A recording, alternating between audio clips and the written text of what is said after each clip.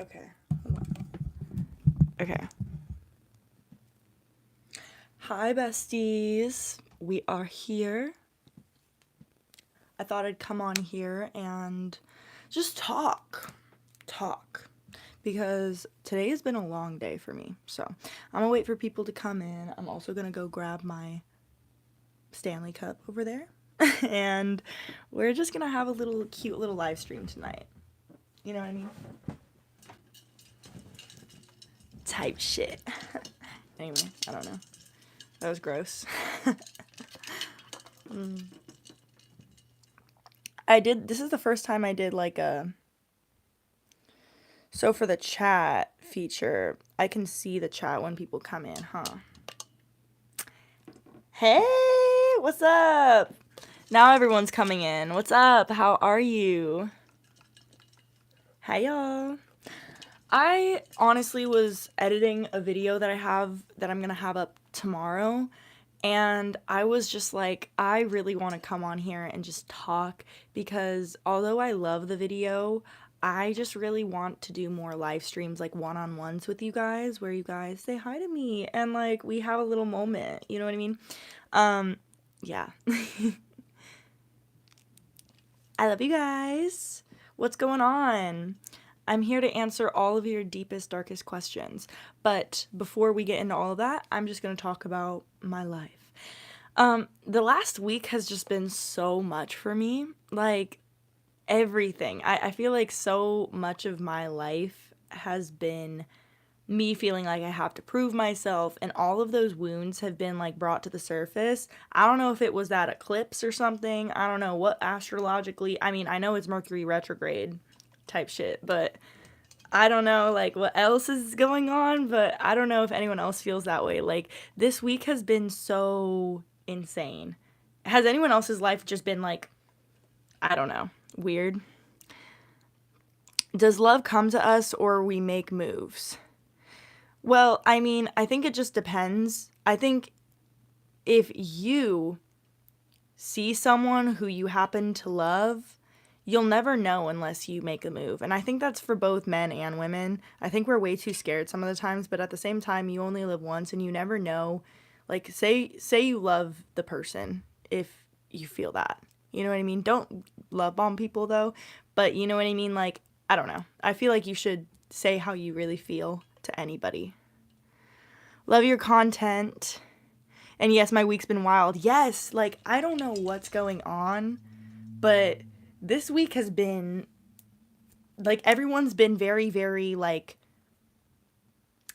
I don't know what the word is for it here. I'm going to clean my camera a little bit just to make it a little bit less. That's a little better. I don't know. But yeah.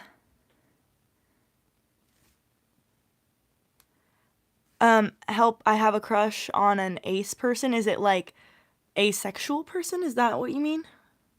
I mean, if you like them, then that's okay. Do you think that I should block my ex because we became friends again, but admitted he wanted me to do silly stuff and then randomly just ignored me? Okay. This is my hot take. Yeah, I don't feel like love bombing, and I don't feel love. I believe in getting connected slowly. I agree. So what I think you should do, if you became friends again with that hello person, but if you became friends again with your ex, my best advice is to remain friends and to state your boundaries. Because you're never going to know someone's boundaries, or someone's never going to know your boundaries unless you state it. So if they're crossing a boundary with you that is making you feel uncomfortable, let them know. And if they continue to do it, then don't block them. Just be like, hey, I don't really want you in my life.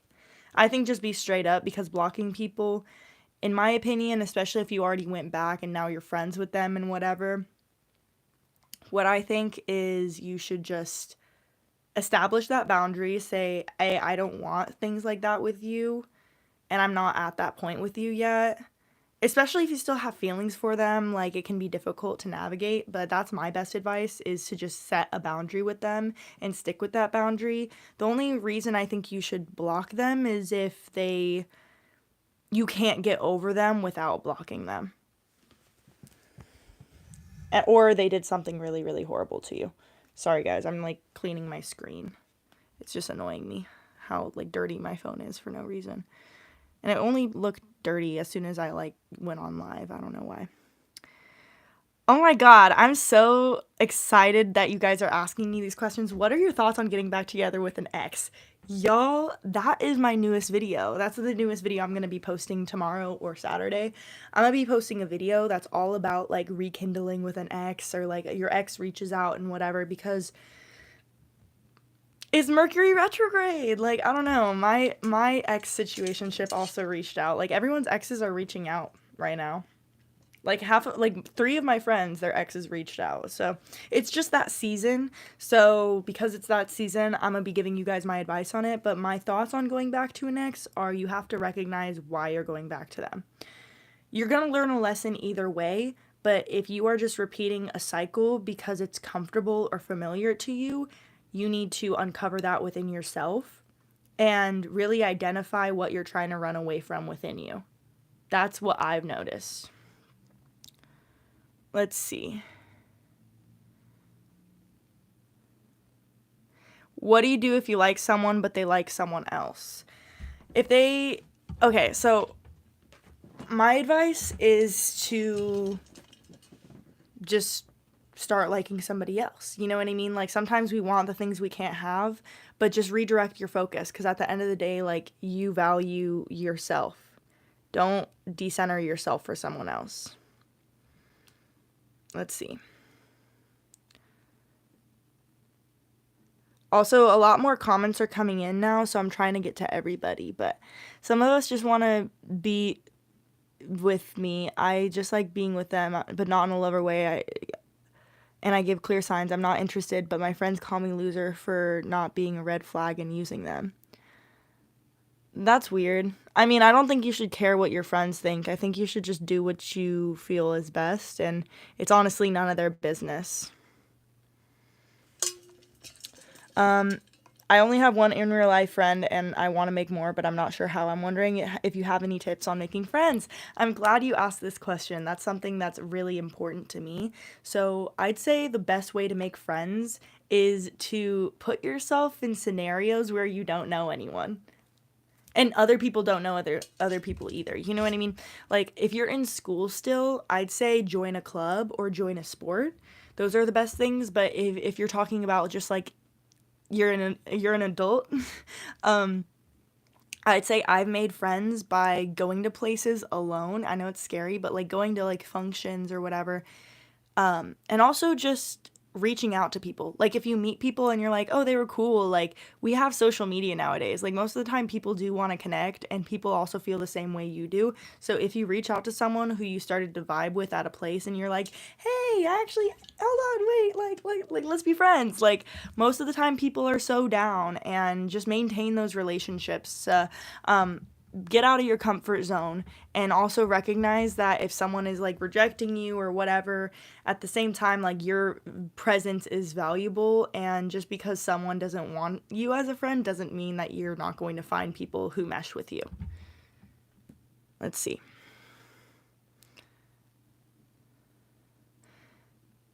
Yeah, I told him if it was weird to be doing stuff if I wasn't even his girlfriend, and I can't tell if maybe that's why he just started talking to me less. Like, I know it's wrong what he's doing.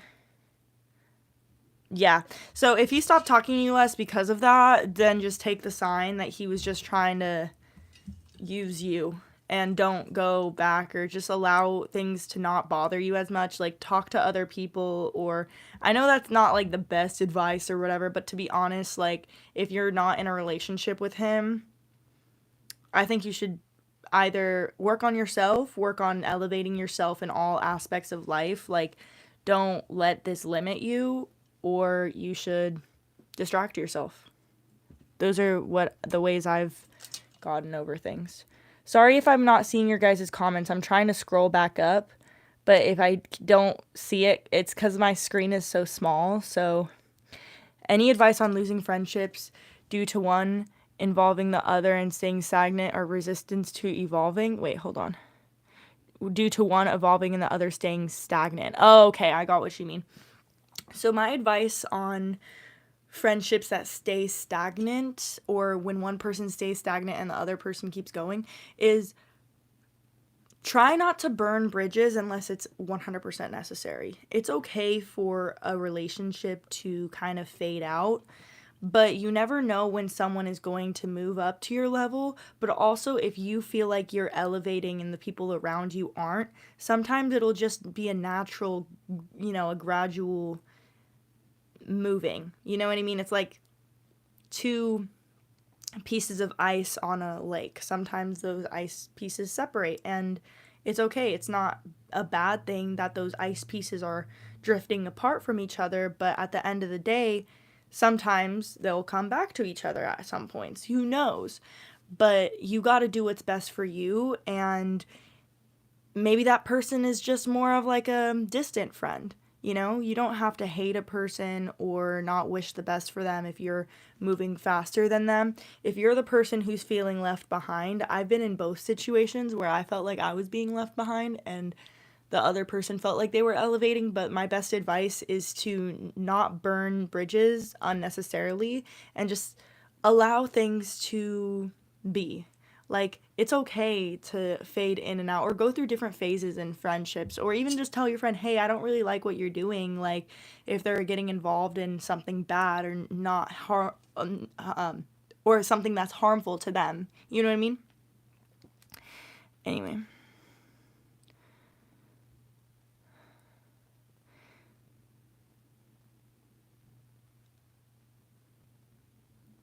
Let's see. I'm sorry. I'm trying to. Some people are hoeing and saying they want to be with me. Are they really meant for me? No, just focus on yourself. I just found your videos. You're so amazing. I'm 36 years old. Thank you so much. I'm so glad. Thank you for everyone who's saying like very nice things. I see your guys' comments and I really appreciate it. I'm just trying to get to all of these comments. If I don't get yours, just, yeah. Is gaslighting on the first date a bad idea? Yeah, probably, but I mean, I don't, like, bad idea as in, like, that's who you are, or bad idea as in, like, you're trying to use it to, like, do something. I just think it's weird. I feel like people are gonna call you out for it, and you're gonna, that's what I think. My cat wants in. Hold on. Let me get my cat in. Come here. Oh my god, hello. Do you see her? Come here. You wanna come here? Look at her. Come here. Can you come here? She doesn't want to. She's over there. Okay. Any advice on being insecure? I'm a trans male and it's really hard to even look at myself anymore and I don't know what to do.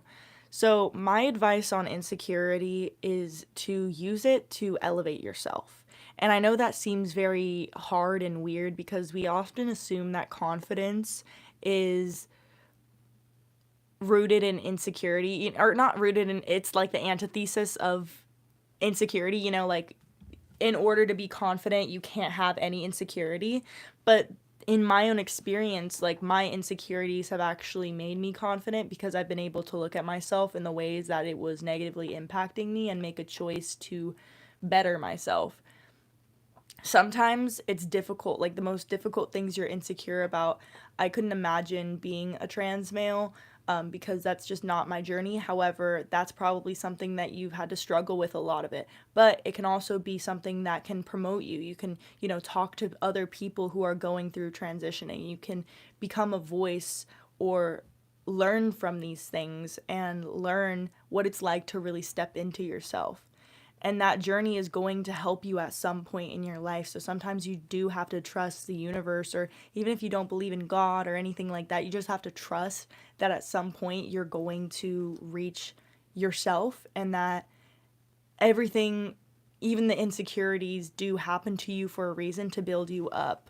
I know that sounds like you want to be resistant to that idea at first, but when you start accepting that, it has really helped me give a perspective of myself whenever I've had an insecurity of like, how can I learn from this? How can I grow from this? And also trusting in myself that, God gave me this insecurity because I was meant to overcome it in some way, shape, or form. That's just what I believe though. But that's helped me a lot. Let's see. Can't let someone go regardless of continuous disrespect. Hate the way they make me feel. What do I do? So when you can't let someone go and they're obviously disrespecting you, you need to start asking yourself the ways you disrespect yourself. So oftentimes when we can't let someone go, it's because we are attached to the idea of what their presence in our life means for us, if that makes sense. So we're not actually attracted to them. We are attracted to the selfish idea that we can change them or we can make them see our value, and we're trying to fix them. So instead of focusing all of this energy on them and what they can do, focus the energy on what their disrespect is doing to you, and how at that point, when you accept their disrespect, you are then disrespecting yourself.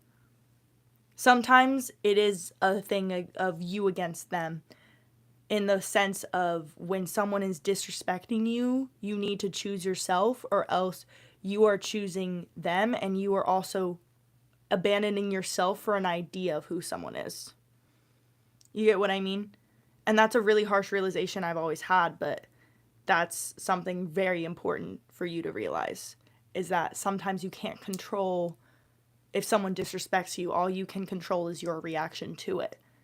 And if your reaction to it is disrespecting of yourself, then there's a part of you that you need to accept and strengthen. And this is an opportunity to do that. If you respect yourself, you won't be around disrespectful people. I don't think that's true. I think you can respect yourself, and sometimes people's disrespect is based on their own bullshit, and people can project it onto you. It's just what you do with that disrespect that values, or that makes people value you more or less. For example, today I had a very big moment of disrespect with someone. And this person was in a professional setting, so in this setting, this person kind of talked down to me and tried to belittle me and devalue my own work. And my response was very much based on the facts and what I will and will not tolerate. And was it difficult to set those boundaries? Absolutely. But does their disrespect towards me reflect on how much I respect myself? No. My reaction to disrespect is what determines how much I respect myself. Their disrespect towards me is their own BS, and you can't do anything about that. Does that make sense? I don't know. Because sometimes we try to attribute why someone treats us a certain way to who we are when it has nothing to do with us. They might just be having a bad day. Always choose yourself. Take criticism and feedback only to improve yourself, but you must verify if it's useful or beneficial. I agree. Please, forgiving myself for my past. I carry so much guilt and I already have changed. I don't know what else to do about it. Please respond. Okay, so for me, forgiveness is something that's really difficult for me. So I'm going to give a very, very concise answer of what has helped me forgive myself for certain things in the past. Number one is the idea that that part of me served a purpose to build me into who I am now. And sometimes we are rehashing the past because we are still dissatisfied with what we've done from it. We've just ignored how far we've come, and we still have the shame of it because we haven't been able to look at it because it was way too painful. Sometimes that'll happen with trauma or things we've gone through, is that we'll go through things and then we won't actually recognize how deeply it hurt us until we're at a point to revisit it. And when we revisit it, it starts impacting our future and how we perceive ourselves. But you have to make a clear distinction between who you used to be and who you are now. Because sometimes the way I haven't been able to forgive myself for past things is because I'm still dishonoring myself and I'm still in the same spot of, maybe I didn't do something like that again. However, I still have punished myself in the same ways over and over and over again. And now I'm trying to have a differentiation between who I used to be and who I am now, but there's nothing to say I've changed as a person. So sometimes it takes action to forgive yourself. Do you continue to be around someone who keeps flicking you in the forehead after you say, please stop flicking me in the forehead? Do you? Or when they flick you in the forehead enough, you leave. That's the same thing with yourself. You can't continue to do an action and then expect yourself to forgive yourself. And it's the same thing. You have to make a clear distinction of, I'm not who I used to be, and I accept what happened. I might have not enjoyed what happened. But I'm not the same person, and my actions prove that I've grown from it. Have you taken accountability? Not only to the other person if you hurt someone else, but have you taken accountability to yourself? That's what's helped me move on from really hard things I've done in the past, of like, have I learned from it? Because we all play a part in our own story. Sometimes we play the part of the villain in certain situations. But if we haven't been able to own up to our actions, there's no forgiveness of ourselves. There's just guilt, shame, and on top of all that guilt and shame, it's justification and ego. We are not putting our pride aside and saying, I did wrong. We are just faking that we did right because we don't want to admit that we're wrong.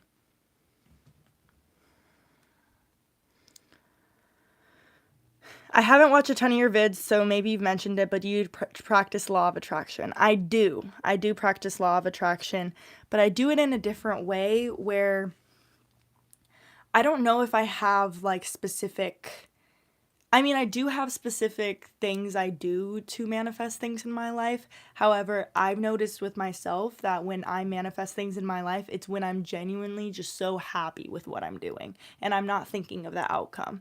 So detachment from outcome is the best thing that has helped me manifest things in my life. Like detachment from outcome, and also acknowledgement of when I'm in a stagnation point of like, everything comes at its own time. Sometimes it can be difficult to accept that we're not where we want to be at, but you cannot be everything you want to be before your time. And your time is coming. You just got to trust that where you're at now is preparing you for where you're going to be. If I don't answer your question, guys, keep like resending the question in the chat, because I'm on my phone, so it only shows like 3 questions at a time, and I'm trying to make sure I get everyone, but it's hard because then I have to keep scrolling up super, super far. So sorry if you guys think I'm ignoring your question. I'm genuinely not. It's just so many questions have gone by. How to deal with past subconscious trauma. So first of all, what has helped me is meditation, not in the sense of you know what I mean? Not in that sense, but guided meditations for revealing traumas. So there's stuff online where like I look up meditations, like kind of like cord cutting meditations. Sometimes I use like jump into a newer version of yourself meditations, or uncover your past self. Sometimes we can get into, our body can shut down, but our trauma lives inside of our body. So wherever that is for you, it can actually cause like health problems. I truly believe in that. So when it comes to unveiling trauma from your past, you need to, number one, be able to remember in some ways, which can be really hard. Number 2, go to therapy. I think therapy is very important, and that's what's helped me get to it. For me, I've done cognitive behavioral therapy, which really helps. It's taking your mental state and changing your behaviors in order to become a better version of yourself and move from your trauma. But there's so many different types of therapy that sometimes you have to use the one that works best for you, because everyone's neural pathways and mental illness or anything like that is different. Oftentimes, if you have very, very severe trauma, you might have mental illnesses that you aren't even aware of.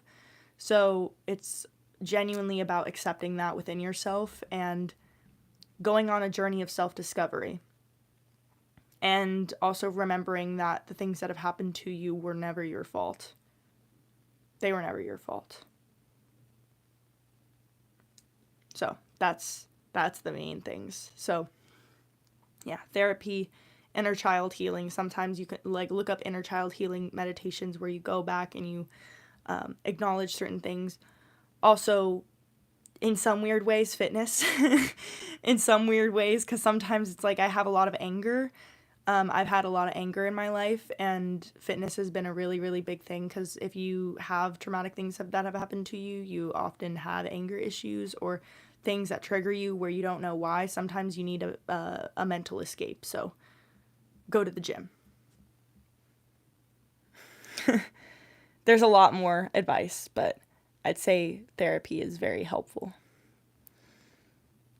Let's see. Question. How do you deal with not feeling happy with yourself and your current productivity levels? Feeling like you're not doing enough. So my best advice for this is actually something recent, because I am a workaholic. I do a lot of work, but because my work doesn't necessarily feel like work at this time in my life due to I'm a creator, right? What I do is so in alignment with what I love, but I also have another job too. So I have this on the side, and then I have another job. And so what helps me is really analyzing myself of the things I can do versus the things I cannot do. So having a planner helps, because when you're organized, you can start seeing when you check off certain things that you have to do every day. I have a planner called, is it the Better Everyday Journal? I don't remember what planner it's called. It's in my bag somewhere, but it's like a planner that has like to-do lists every day and days of the week, and it's like it's just really good. I love that planner. Either way, get yourself a planner, because the more you write down what you do every single day and check it off, the more you can acknowledge like, okay, I am doing things, I am being productive. And also have certain times in your life have certain times where you delegate time for yourself to do something that you love, and that's not for other people. I'm a student, grade 10. How can I make more friends? I'm always feeling left out when I hang out with a few friends I have, or even in class. People don't even notice I'm present. I really genuinely relate to you on that. So my personal advice on making more friends: number one, go to after school events.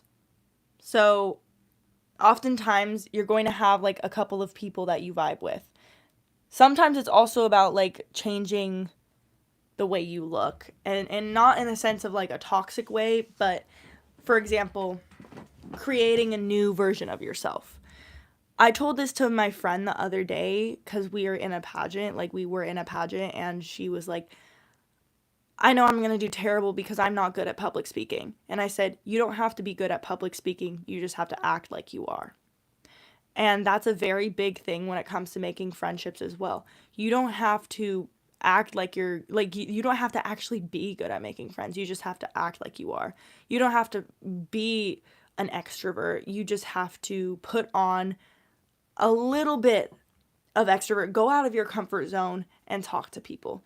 Say something funny, like have something that you do that's just like silly, or like do something that makes other people want to just like, I don't know, like bring like a balloon to class one day and then like bounce it around and then have the teacher be like, oh my God, who did that? And then like, it's funny because then it's like, oh, you're passing the balloon around to people and they're like, oh, that's that kid with the balloon. Like, be known for small little things. And as people are known for small little things, people start being like, oh, that's bro. You know what I mean? It's just small things that make people remember who you are. And also just getting out of, like, create a new version of yourself and, like, jump into that version of yourself, and if that makes sense. I know that doesn't make sense, but how to create a new version of yourself: get out of your comfort zone. face rejection. If someone tries to reject you, just laugh it off, because honestly, at the end of the day, it's high school, nothing matters. And realize at the end of the day, genuinely nothing matters. Like, you know what I mean? You're only going to live once, and you might get all scared and whatever, but at the end of the day, you might meet the friend you're going to be with for the rest of your life. Like, you might meet lifelong friends, and here you are in your head about everything because, you know, you don't want people to judge you. And it's okay, it's normal to feel that way, but sometimes you just gotta know that you have that fear of being judged, and you do it anyways, because at the end of the day, everyone has a fear of being judged. I don't know. That's my best advice.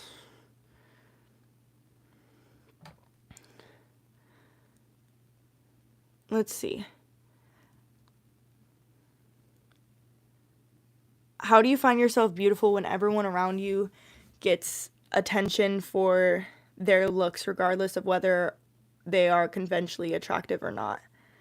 And me never getting liked by guys. So, my personal advice is to not base your value on whether or not guys like you, first of all, because there's a lot of various reasons why guys like girls, especially if you're still in high school or something like that. Most of the time, guys don't always like girls who are actually beautiful. Sometimes they like girls that are easy. Not just facts. Don't base your value on whether or not guys like you. Because oftentimes, guys might like what they see, but why are they liking what they see? You got to think about that too. Secondly, recognize that beauty is a concept that has been pushed on us, and it's society standard. So there's nothing concrete about it. Being more beautiful is do stuff for yourself that makes you feel beautiful. So whether that is you put on a little bit of blush and makeup and whatever, and you just feel good, you do your hair a certain way, do something that just makes you feel like, God, like, this is fun, you know? Don't think of beauty as, oh, I have to look this way in order to attract this. Think of it as, I feel good in this, and this is what makes me feel beautiful. And also recognize that you are beautiful regardless of if other people see it or not. Because a lot of times, it's just society's stupid standard. Like, don't base it off of what you're seeing online or how many guys give you attention or things like that. Give yourself that attention and start even saying to yourself, like, you know what? Maybe I'm going to go and I'm going to try a new look, right? Don't be afraid to try new things. Like, I'm not going to sit here and say that beauty 100% is, you know, you let your look go to trash. No. Obviously, everyone likes feeling beautiful. Everyone likes putting on clothes that make them feel confident. But find those clothes for you. It's not about other people. Beauty is from within, first and foremost. Because you can be conventionally attractive all you want, but there's a reason why people, you know, LA influencers who have all these syringes in their face of plastic surgery and whatever, and are still insecure about themselves because they haven't found the beauty within. And no matter how much filler they get, no matter how much Botox, if they get a BBL, all these things, they're still not going to feel love for themselves. At the end of the day, we all get old. We all die. So, are you going to love yourself or not?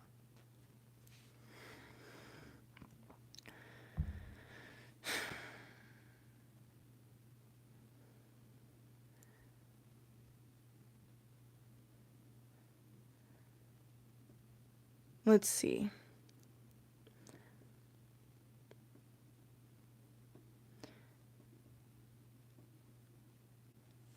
For me, when that special someone leaves, it's like everything loses value, or it loses its sense or its value. What gave me enthusiasm now feels like a waste of time.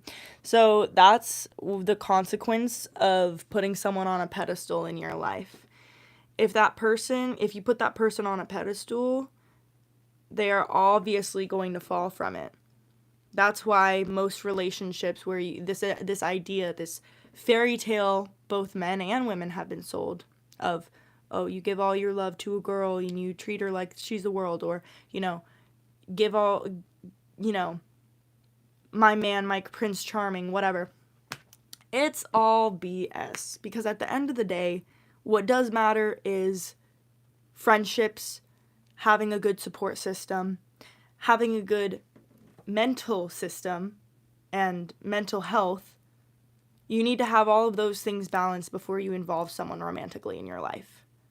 Or else you're going to prioritize someone and abandon yourself in the process, and abandon other people in the process, your friends, your family, all these people who have worked so hard to be your support system. You're going to abandon them because you just met this one person and you just think they're the best thing in the world. But in reality, you're not even liking that person for who they are. You're just liking them for your own self-validation, because you're pouring into them expecting something back because you don't know how to pour back into yourself. And then when that person inevitably falls off their pedestal, you're left without yourself on that pedestal. You have to climb back up that pedestal and put yourself back on that pedestal, because your intentions with who this person was never pure from the beginning. It was just you were so in your ego of wanting to have someone love you that you forgot to love yourself. And that forgetting to love yourself made other people not love you. I don't know. That's just what I've experienced. It's like, you gotta prioritize you and love you first. And that's not a man or a woman thing. That's not a gender thing at all. That's just a people thing. And if you don't love yourself, then it'll show in all of your relationships. And that's what I believe. So it's a harsh lesson to learn for sure, but it's a necessary lesson to learn. And if you've experienced that, good thing is, if you learn the lessons from it, you won't have to experience that again. Because you'll make sure that you're at a good point to be in a relationship. You'll stop thinking of it of, oh, do I belong in this person's life? Of, do they belong in my life? Do I want them in my life? Am I the one that do I want to spend the rest of my life with this person? Do I want to spend the next 2 months with this person? Do I want to spend the next week with this person? It's your choice. You stop valuing other people over yourself and thinking that being in someone's life is so wonderful, when in reality, it's a privilege to be in your life too. Let's see. How do you deal with hyper self-awareness and it transforming from an initial blessing to a curse, because it's a constant alertness for everything? I absolutely love Leo Skeppy because he talks about this. Awareness is a gift, but it also is simultaneously a curse. We can all agree that sometimes the awareness of everything can make you feel very, very numb, because of the fact that you've kind of recognized your own BS. And in some ways, being asleep is easier, because it's easier to blame your own self-destructive behaviors on other people and what has happened to you, But when you wake up from that victim mindset, you set yourself free in a way. So always view awareness as more of a blessing, because the only way you develop and get to the next level is through it. You can't resist awareness if you're wanting to grow. And also think about where that awareness is getting you. So you can't turn off awareness. All you can do is act accordingly from it. Awareness just comes to you. You're aware. You don't know when you're aware, right? Like, it's like when you're like 3 years old and all of a sudden you have consciousness and you realize you're living on a globe. You know what I mean? Or like you're living on a spinning ball in the middle of space, Like, consciousness just means awareness. So when you elevate your consciousness, you are also elevating the way you view the world, and you are also elevating the way you view yourself in the process. Life is a constant cycle of death and rebirth within ourselves. So embrace that.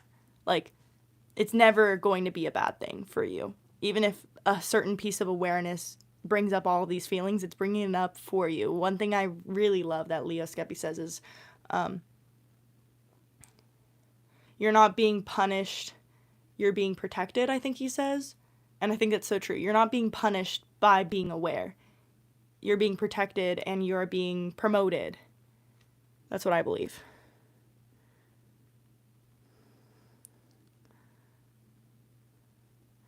How do I deal with overthinking about the fear of my partner being unfaithful, despite the fact that she's never gave me any red flag? Rather, it's related to the fact that it happened with my first girlfriend. My personal advice, I know this might be more of a hot take, I don't know, but maybe, okay, try to talk about it like alone first, maybe with one of your friends, and get perspective that way. But try to allow yourself to get through it before talking to this person. And then once you do, maybe you can open up and be like, hey, this has happened to me. Like, seek out help in that way.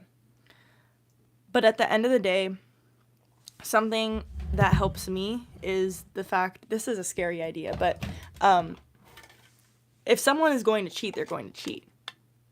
But that doesn't mean anything about you. That has nothing to do with you. That has something to do with their own BS. And at the end of the day, if they cheat, then it wasn't meant to be.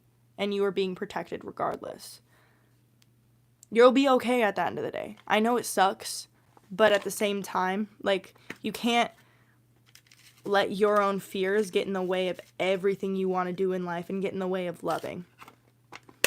You can just love how you are meant to love. And remove the people who don't value your love. Talk to her about it, though. That's a valid thing to feel.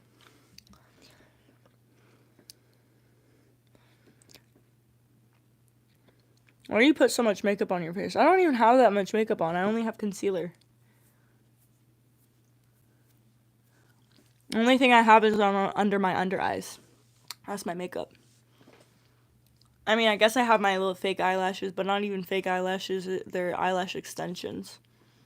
But I do it because I love myself. I have a friend that's 4 years older than me. Told me in so many different ways that she has depression. And I really want to help. Any tips? So, I say the best tip is to just be a ear. In my own experience with depression, I think sometimes it can feel like a really, really dark place and you don't want to burden anyone. Like, there's this overwhelming feeling of like, oh, I'm just so fucking sad and I don't want to burden anyone. But I think the best thing that has helped me got out of my depression is just like having people by my side to like truly listen to me. There's not as much you can do to help someone through it, you know, like, but being there for them in the sense of being like, hey, I'm here for you, or even just doing something small for them. Like, I remember when I was depressed, it was like, I was so in my head, and I just wish someone would have been like, you're doing amazing. Just like words of affirmation. I know words can only do so much, but if you want to do something for her in the sense of, maybe you just give her some silly gift or whatever. I don't know. Like, go to the Dollar Tree and just, like, buy some shit that you think she'd laugh at. Stuff like that. Like, try to brighten someone's day always. So I'd say just be a good listener and also check in. Because, yeah, just, like, let them know how much you value them. Is it possible to build a pirate nation? I don't know. How to deal with boredom when you start to spend more time with yourself. Start a business. Start posting videos online, start doing something. Like, when you spend more time with yourself, like, value the time you spend alone, and also get creative with it, because it can be easy to get, like, super involved in, like, scrolling and being on YouTube and other stuff. But, like, start creating. Like, value the time you had. I wish I had time. Nowadays, it's like, I wish I had some goddamn time. God. but it only gets harder like as you age or as you get into like any type of professional thing or whatever. Like all of your time is just going to be taken up by a lot of different things. So if you have time now, do the things that you've always wanted to do in life. I'm 9 months sober and isolated myself after being cheated on and trying to get back into the dating game, but it's been rough. I'm sorry. I'd say the best piece of advice would be protect yourself. I don't know. That's just my piece of advice of like the dating scene right now. It's just like protect yourself from being like love bombed or anything like that. Like build a friendship first. Like date people, but build a friendship first. That's what I think. Ah, that's awesome. Hold on. That's awesome. Hey, Teresa.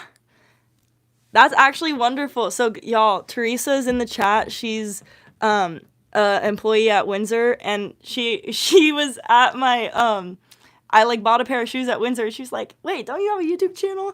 Hey, girl, that's awesome. I'm glad you're here. That's so cool. It's so cool to like have people in my area be like, "Wait, you do YouTube?" That's cool. That's literally the most insane thing ever. Thank you for coming on this live stream. Hey, girl. Okay, let's see. How do I deal with being a people pleaser? My best advice on people pleasing is to start remembering, like, okay, first of all, recognize the ways in which you are trying to get something out of the people you're people pleasing. Because oftentimes people pleasing does have a selfish aspect to it where we don't people please out of the kindness of our heart. We people please because we're wanting the validation of going out of our way to, you know, appease people. And we don't want to face ourselves in some way, shape, or form. That's what I've noticed with myself, where like I'll go out of my way and all this stuff, but here I'm going out of my way for the validation of I just want to look like this person who's super, you know, I just want people to acknowledge me and whatever. And it's okay for people to want to acknowledge you, but I don't think it's the worst thing to be a people pleaser. However, it is a learned behavior, and recognize the points in which you know you need to say no. I think the best thing is like start saying no and start standing on why you say no. Hi, baby. Here. I'm gonna say goodbye to my cat because she wants to get out, but come here. I want her to come here. I want to show you guys my cat. I'll make her stay until she doesn't want to. I'm sorry.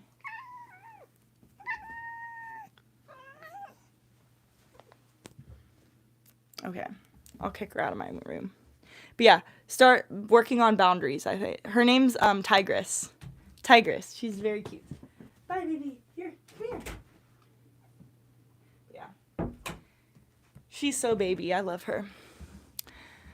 Let's see. And practice saying no with a friend and a family member. Make them ask you things and say no. Yes, like I think don't be afraid to say no, and also don't be surprised when you start saying no to certain people. Like when you go from your people pleasing era into your like, I wouldn't even say it's a selfish era, because I don't think a selfish era is like, I think a selfish era is just giving narcissist era. I'm talking about like more of a self-love era. If you're going into that era of your life, count how many times I just said era.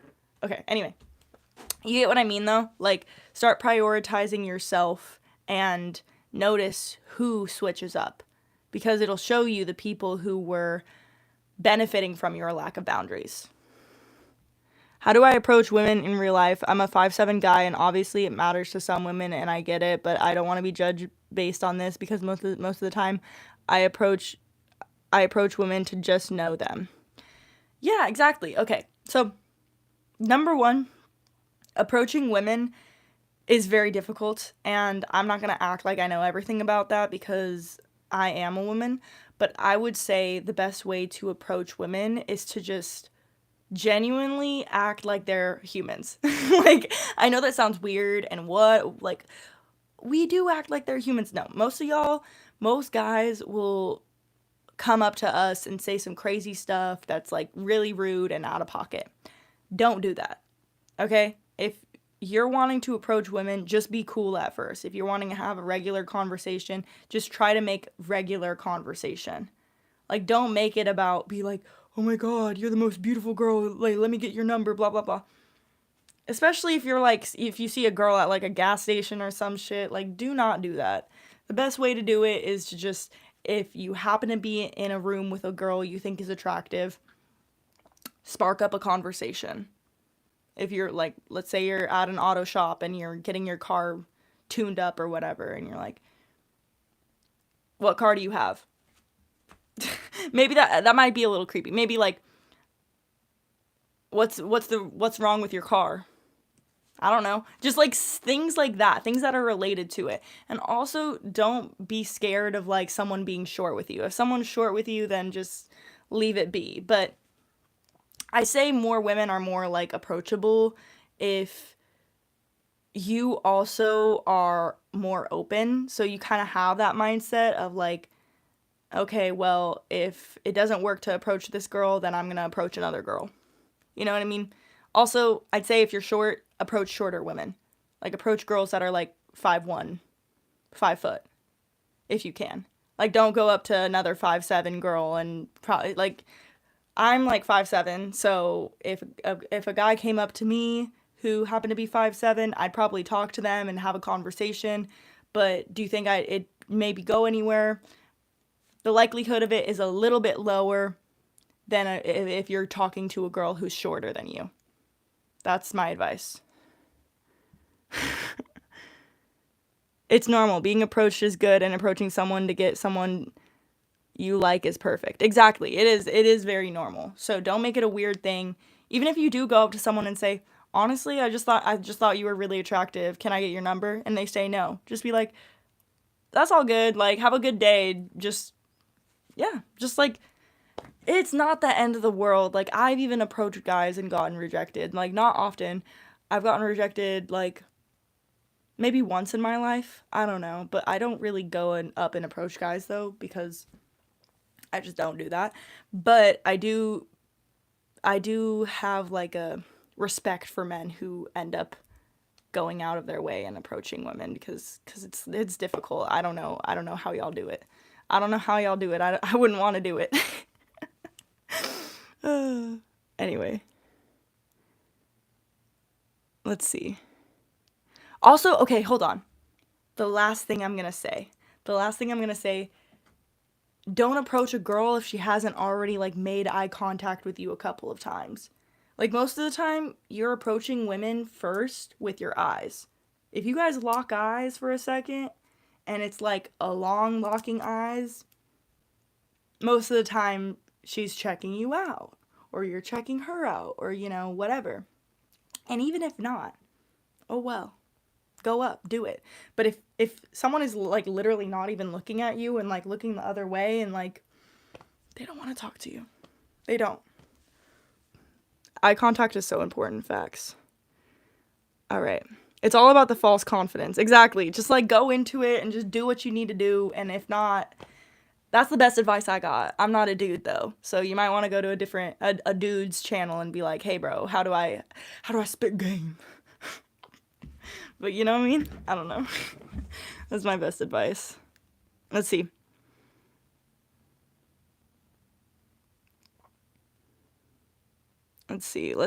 I'm trying to... How to feel worthy of a partner when I feel like if someone were to like me back, I would feel an ick because I feel like them liking me proves that they're trying to lower their status to me. So you just need to work on yourself right now, to be honest. Like, with what the questions you've been asking me, I think it just means you need to work on yourself. You definitely have an avoidant attachment style, and I think you should just work on yourself, and love will find you when it finds you. Because you have, like, if you feel like someone's lowering their status for you and all of this stuff, you obviously need to work on building your self-esteem and really valuing who you are in a relationship. You don't need to be worried about relationships. Worry about friendships. Build a friendship first and then go from there. Let's see.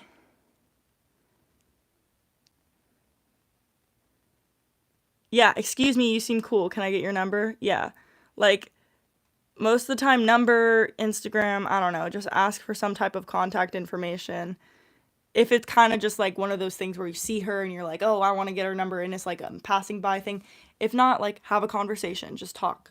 Anyway, is ghosting childish? I say it depends. Like, that's a hot take of mine. I'd say ghosting depends if it's childish. Depends on how much of the relationship you developed with the person. Like, if there was an actual relationship or situationship and you actually did things with this person, yes, it's absolutely childish because everyone deserves some type of explanation. But if you just went on like a date with this person and you were like, whatever. Yeah, like, honestly, ghosting is not that big of a deal if it was just like a date or one thing. Like, I'm not going to sit here and say I've never ghosted somebody, but I'm also not going to sit here and say I haven't gotten ghosted. Most of the time it stings, but even then, like, I try to be the type of person, I don't ghost people. I let people know what's up. Sometimes I just let people know, like, straight up. I'm like, hey, like, I enjoyed the date and everything, but you're just not what I'm looking for. You seem really cool. Let's be friends.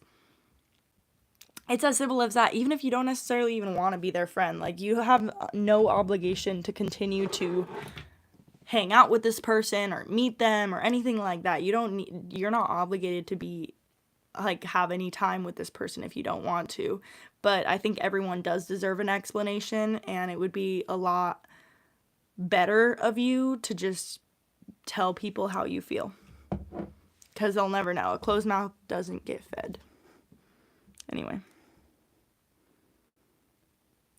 how to have patience in finding a desired partner. I seem to cut them off without giving a second chance to anyone whom I receive a negative reaction from. I honestly don't know if I have advice on that because I'm in the same boat. Yeah. I don't know if I can answer that question for you. You might have to ask someone else. I do the same shit though, to be honest. Like, I don't know, if someone doesn't respect me, or, I cut people off, like, who have any type of disrespect in the slightest. But I don't think you should feel too bad about that. I'd say just recognize if someone actually takes accountability. Maybe you can give people a chance in the sense of, like, giving people time to take accountability.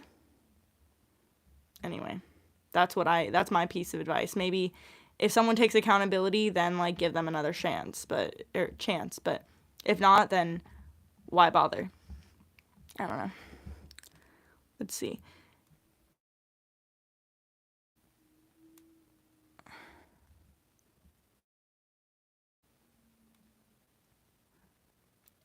Is really matter experiences come from being older is not possible younger? What?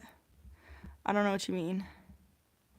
Experiences come from older age, not younger ones get mature at their early age. I think maturity really just depends on, it does depend on experience, but it also depends on awareness, and also, I don't know, because I've met people who are way older than me, like 50s, 60s, 70s, and they're still very immature in that sense, but they're mature in other ways. So I honestly think it depends. I just think you should surround yourself with people who you resonate with.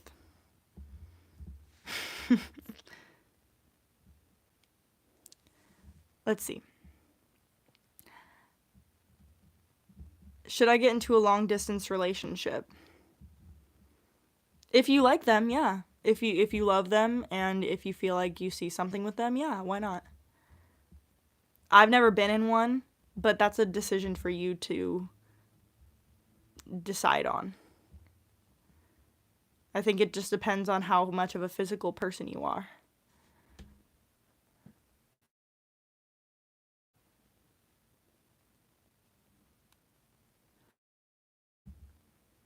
Let's see. How to deal with being alone. All my friends are in a relationship and I'm single, and it's okay because I'm focusing on my career, but I still find something a bit numb. How to deal with it. I actually made a video about this, like, it's called, like, Stop Being Sad About Being Single or something, or I don't remember what it was, but it was around Valentine's Day. And dealing with being alone is difficult because I think a lot of people assume that in order to be single, you, like, if you're single, right, you're automatically like, yeah, you're single, you're happy, you're free. But it's normal to want a relationship. It's normal to want companionship. And that doesn't invalidate you. And that doesn't mean you're not working on yourself. And that doesn't mean you haven't built yourself up to this point. You know? Like, you can want a relationship, but still know that you're not settling for something. So recognize that, number one, you're in this place for a reason. Like, trust the universe or God that, the reason why you're single is because you're meant to learn things still, and that the right person is going to come to you at the right time. And you're still learning. And number two, recognize that you wouldn't want to settle for something either. Because sometimes being in a relationship and settling, or being in a situation where something is taking up a lot of your mental energy, it's like, you don't have to worry about nobody else right now. You have no ties to anybody that are saying you have to do this. You gotta support me emotionally, support me physically, whatever. You don't have any of that. So I think the best way to deal with being alone is to immerse yourself in relationships, like platonic relationships, like friendships, like immerse yourself in your friendships, and also get single friends. If all your friends are in relationships, get some single friends. Get some single friends that you can go out with, that you can have a fun time with, that you can do single things with.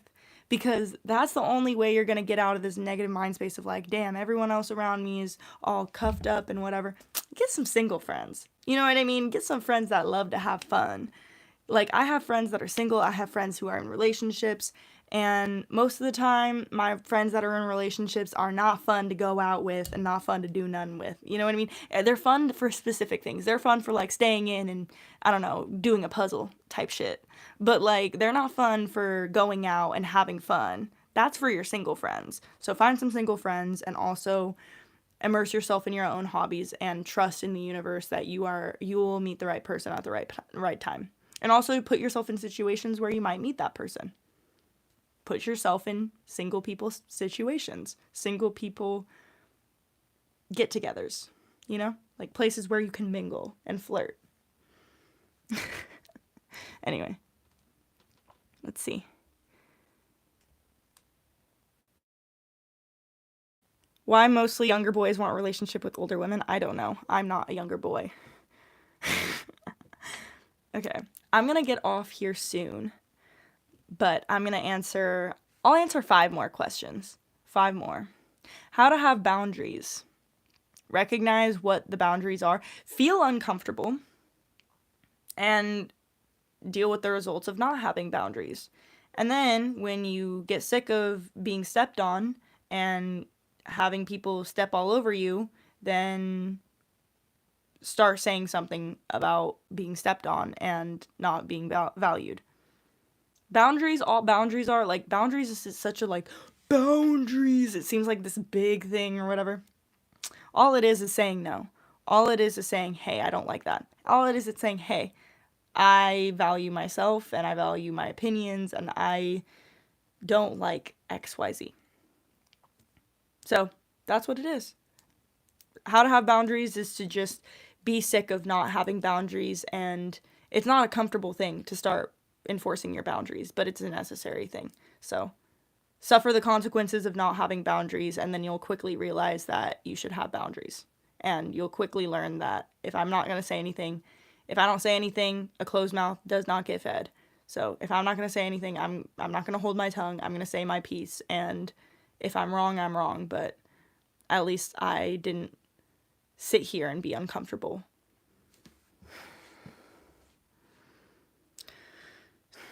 How do I know, hello, hold on. How do I know if I'm ready to move on from someone I love? The universe won't give you a choice. Your paths won't align anymore. You'll know that you're ready to move on from someone you love when every attempt at being with the person brings you farther away from them. Like, every time you make sure to include this person in your life, something falls apart. It'll just be all of these things that are just bringing you guys apart. All these signs you're seeing that are saying, do not go this way. That's how you know. Because if you're not meant to be with the person, God will definitely let you know you're not meant to be with the person. I know not everyone believes in God, or, you replace it with whatever you believe in, the universe, whatever, but I believe in God, so it's like, God will make it clear that you're not meant to be with this person. And that's okay. So sometimes you gotta make the choice that's best for you, and that's my take. Should I drop my friend because they'll laugh at me and tell them how they don't like... Should I drop my friend because they laugh at me and tell them I don't like... I don't know what that means. But I will say, if you feel disrespected by your friend, and you feel like people are devaluing you and making fun of you and bullying you, that's not a friend. And maybe don't, make it some huge